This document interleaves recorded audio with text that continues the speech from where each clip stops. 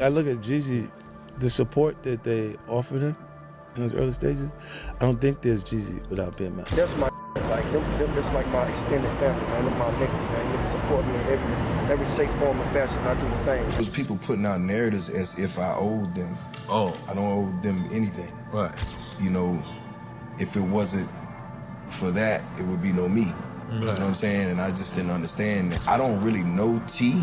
I knew of T. Right. Because when I was kicking it with Meech, right, him and T were like beefing. If you and your homeboys is walking through the mall, and it's 3 of y'all, and then 15 guys come and say, we finna beat y'all, and the nigga run, that was Jeezy. He was the ring. You thought he abandoned the name when he got hot? I mean, look, what's understood don't even got to be talked about. Understood. Everybody know, man. Young Jeezy is without a doubt one of the most influential figures in hip-hop, especially as one of the artists credited with bringing trap music into the mainstream. But did you know Jeezy might not have become the icon we know today if it weren't for the Black Mafia family, or in short, BMF? At least, that's what some insiders are saying. Meech was a really good friend of mine. Okay. And he said, listen, Khan, I got this artist, man. I need your help on it. I promise you, man, I'm gonna look out for you. However you need me, I got you. I said, man, bro, just bring him to me. Jeezy, at the time, was so raw. Right. I was like, bro, this kid, I don't know where you found him, but he's out of here. If you're familiar with the BMF, you already know they're legendary in their own right. Started by two brothers, Big Meech and Terry, who came up in Detroit. In the late 80s, they started small, slinging a little coke here and there. But over the next decade, they turned that hustle into a massive operation, building a $250 million empire that controlled the flow of coke into at least 3 major cities. They were one of the biggest drug organizations of their time. But the BMF wasn't just about the streets. They also had their hands in the music industry, helping to launch the careers of several hip-hop artists, including young Jeezy.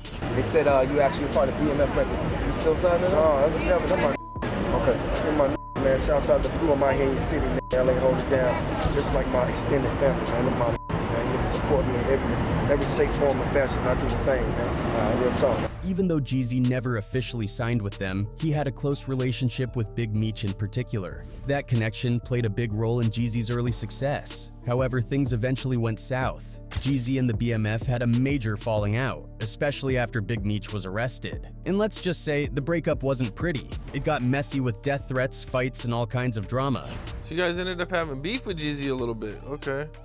Yeah, well, I wouldn't say the whole BMF squad, but Blue, I would say right before Baby Blue got it was a beef. It was an on-site thing. Jeezy called his bluff. Jeezy was like, y'all, you ain't gonna shoot.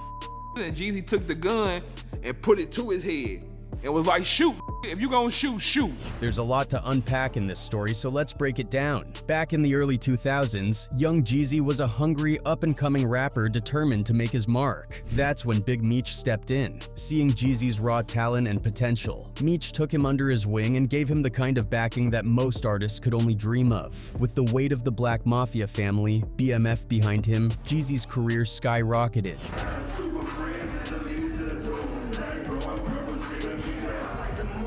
Meech used BMF's massive influence to push Jeezy's career to the next level. Lavish music videos, relentless promotion, and connections in the right circles helped Jeezy's music make its way to every corner of the streets and beyond. Jeezy's breakout album, Let's Get It, Thug Motivation 101, became the soundtrack for hustlers everywhere. The rawness in his lyrics, the grind he rapped about, it all felt real because it was real. And it fit perfectly with BMF's larger-than-life image. The bond between Jeezy and Meech went beyond business. It was built on mutual respect. Jeezy often talked about Meech's generosity and leadership, describing him as someone who genuinely cared about the people around him. What do you think made Meech, drew so many people to Meech? What was it? Because he cared, like he really did.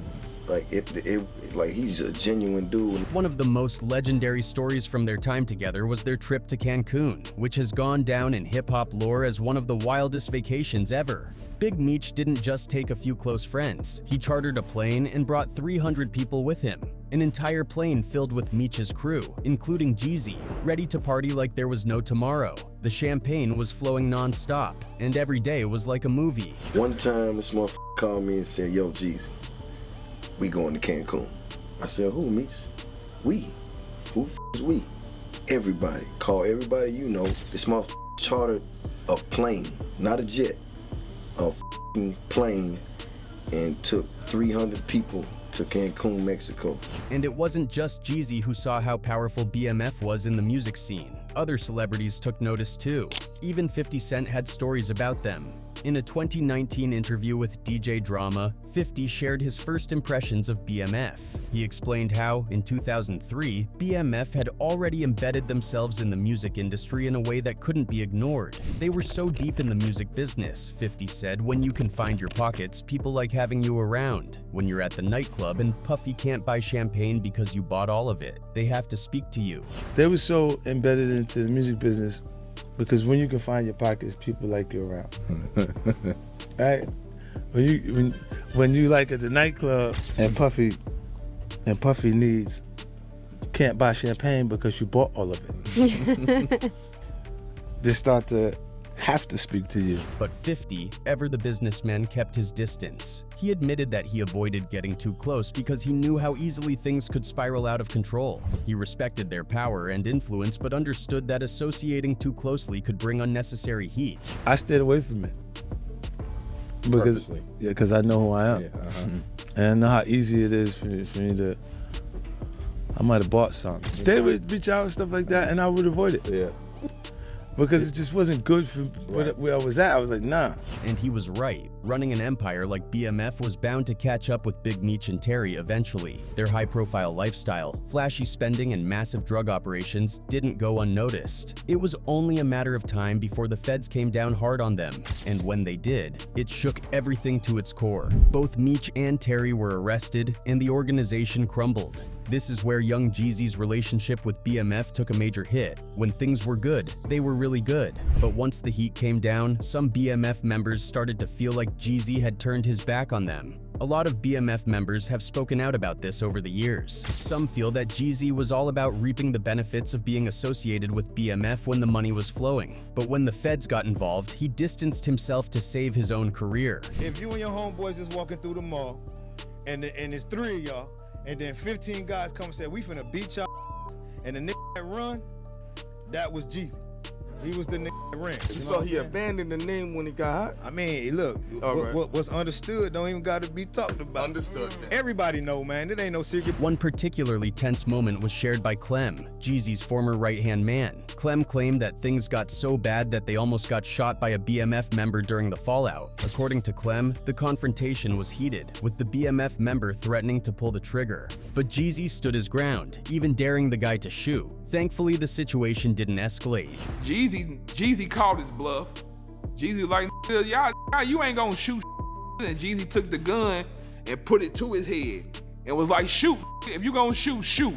Despite the accusations and tension, Jeezy has always tried to stay diplomatic when discussing BMF, especially Big Meech. He's spoken highly of Meech's leadership and influence, but he's also been firm about one thing. He wasn't a part of BMF's drug business. Jeezy has maintained that he and Meech were close friends who hung out, but that's as far as it went. In Jeezy's eyes, the idea that he owes BMF for his success is false. He's made it clear that his grind and talent were the real driving forces behind his rise. It was like we was hanging and being in the same spots, but like me and Meech was really like that though. Right. Me, Meech and J-Bo, like them with my guys. When Terry Flenory, aka Southwest T, was released from prison in 2020, the drama reignited. 50 Cent, always one to stir the pot, took it upon himself to call out everyone who had been associated with BMF, including Jeezy, Diddy, and Irv Gotti. 50 basically told them to check in with Terry and show some respect, implying they owed BMF something. Jeezy did connect with Terry after his release, but he stood firm on his position. He reiterated that he didn't owe them anything and that he was never involved in their drug operations. Jeezy admitted he didn't know Terry personally, only knowing of him through Meech. Those people putting out narratives as if I owed them. Oh. I don't owe them anything. Right. I don't really know T.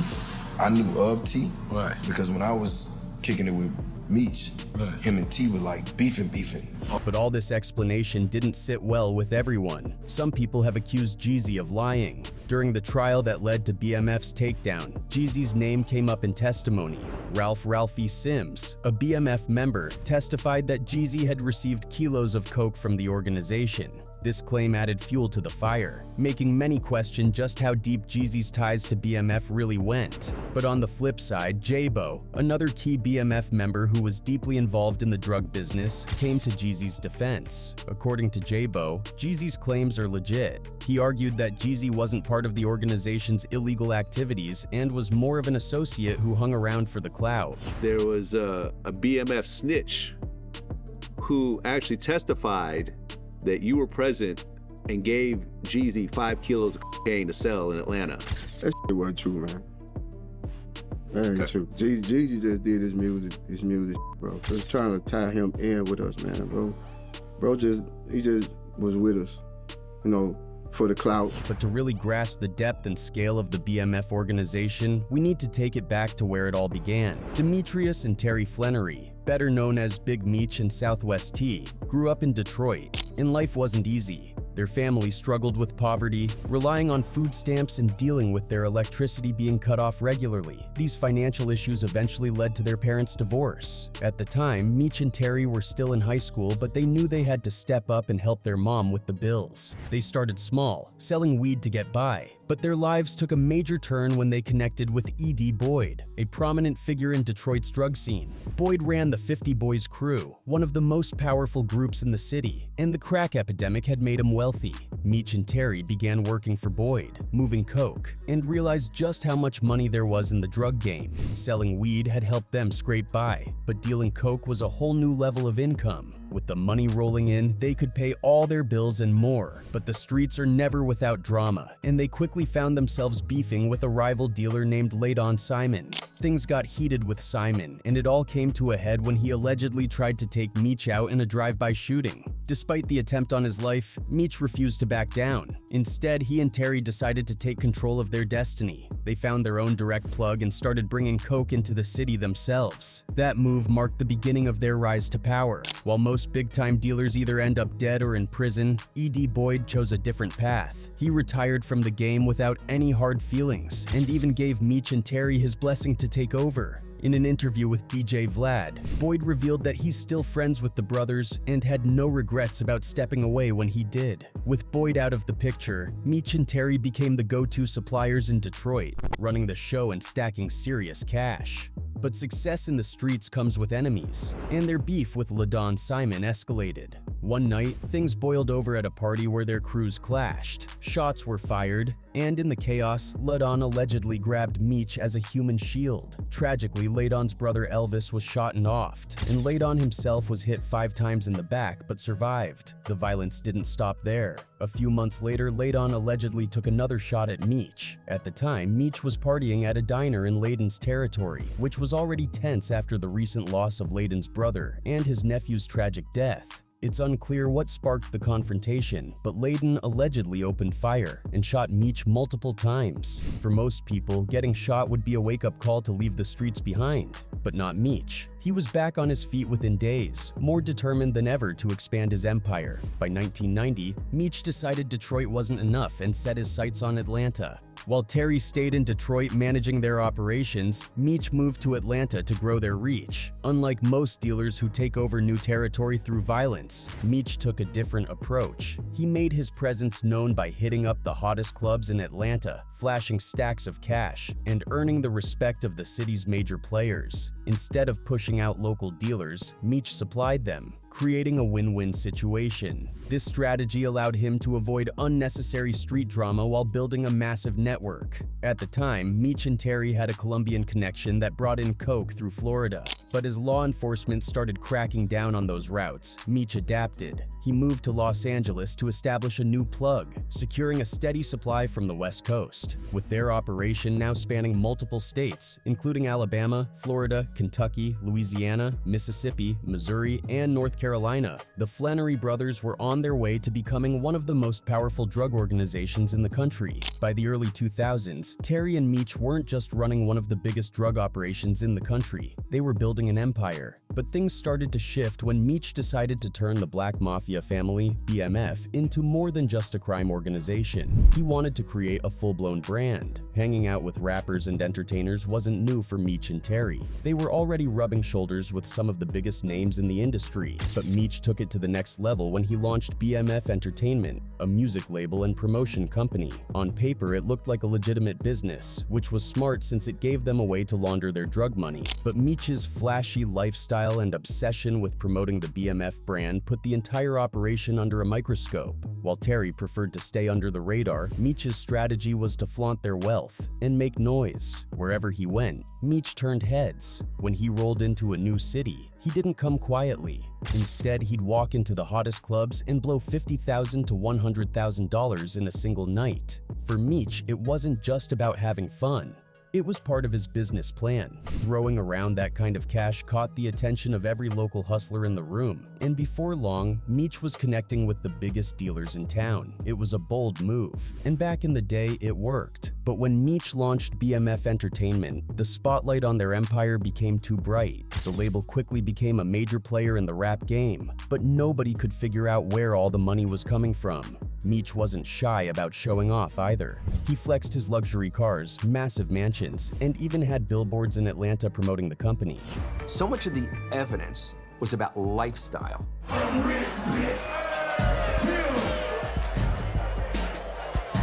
The shocking lifestyle of Demetrius. The only pictures of Demetrius Flenory are at cool parties, at clubs, directing videos, being with famous people. To outsiders, it looked like he was just a successful businessman living the high life. But Terry wasn't feeling it.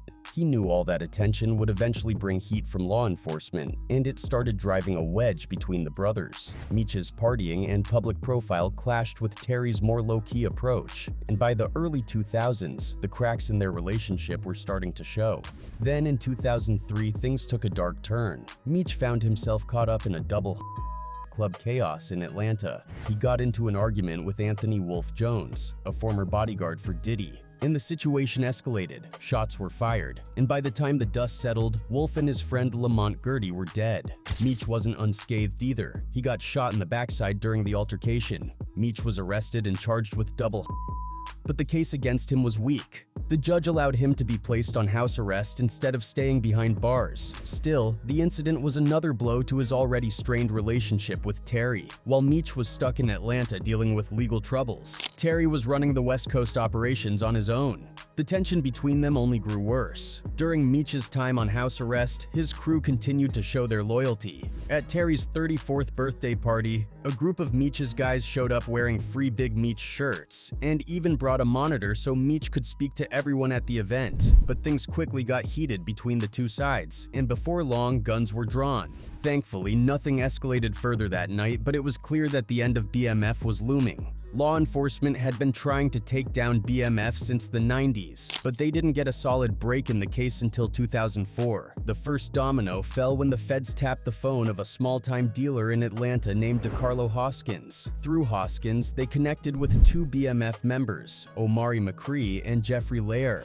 The next domino, I would say, was focusing more on these people who were mid to higher level, and one of those guys would have been Omari McCree. Omari was a high-ranking member, and his connection to Meech gave the feds a gold mine of intel. With wiretaps in place, the cops caught Jeffrey transporting 10 kilos of coke. Instead of arresting him right away, they let him go to gather more evidence. But Jeffrey and Omari panicked and went on the run. Eventually, the cops tracked them down, and their arrests marked the beginning of the end for BMF. As more members started flipping and cooperating with the authorities, the feds got their biggest break yet, a wiretap on Terry's phone. Despite his usually cautious nature, Terry made the critical mistake of conducting business over the phone. I never liked phones. See? You like to talk on the phone. I don't do that. I'm not gonna be on the phone telling you to load this car and get these things down south. I never wrote nothing down about nothing. No nicknames, no nothing. Anything written down was my brother's.